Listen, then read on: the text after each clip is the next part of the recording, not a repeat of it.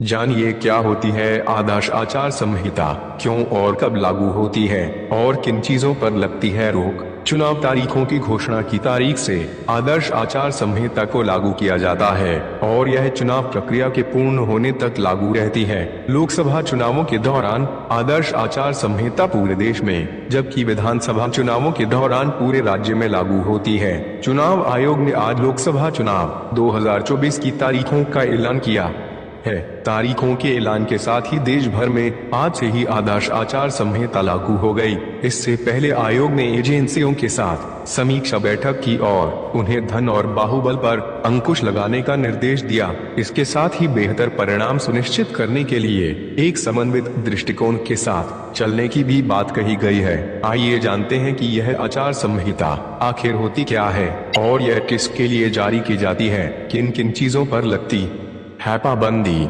आदर्श आचार संहिता राजनीतिक दलों और उम्मीदवारों के मार्गदर्शन के लिए निर्धारित किए गए मानकों का एक ऐसा समूह है जिसे राजनीतिक दलों की सहमति से तैयार किया गया है। आदर्श आचार संहिता में चुनाव आयोग की भूमिका अहम होती है। संविधान के अनुच्छेद 324 के अधीन संसद और राज्य विधानमंडलों के लिए स्वतंत्र, निष्पक्ष और शांतिपूर्ण चुनावों का आयोजन चुनाव आयोग का कर्तव्य है। वहीं चुनाव आयोग द्वारा चुनाव तारीखों की घोषणा की तारीख से इसे लागू किया जाता है और यह चुनाव प्रक्रिया के पूर्ण होने तक लागू रहती है। लोकसभा चुनावों के दौरान आदर्श आचार संहिता पूरे देश में, जबकि विधानसभा चुनावों के दौरान पूरे राज्य में लागू होती है। इसकी मुख्य विशेषताएं निर्धारित करती हैं कि राजनीतिक दलों, चुनाव लड़ने वाले उम्मीदवारों और सत्ताधारी दलों को चुनाव प्रक्रिया के दौरान कैसा व्यवहार करना चाहिए। चुनाव प्रक्रिया बैठकें आयोजित करने, शोभा यात्राओं,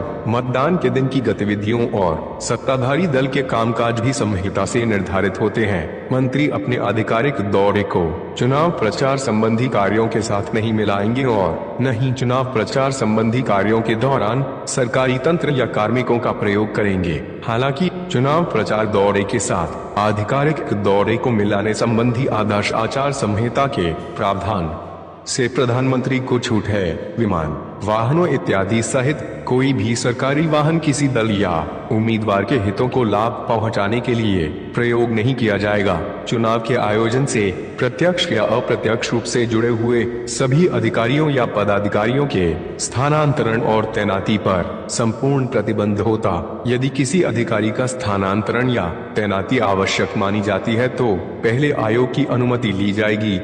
मंत्रियों को अपना आधिकारिक वाहन केवल अपने आधिकारिक निवास से अपने कार्यालय तक शासकीय कार्यों के लिए ही मिलेगा। इसमें शर्त है कि इस प्रकार के सफर को किसी चुनाव प्रचार कार्य या राजनीतिक गतिविधि से न जोड़ा जाए। चुनाव के दौरान प्रिंट और इलेक्ट्रॉनिक मीडिया में सरकारी खर्चे पर पार्टी की उपलब्धियों के संबंध में विज्ञापन और सरकारी जनसंपर्क पर रोक है। केंद्र में सत्ताधारी पार्टी राज्य सरकार की उपलब्धियों को प्रदर्शित करने वाले होर्डिंग या विज्ञापनों को सरकारी खर्चे पर जारी नहीं रखा जाएगा।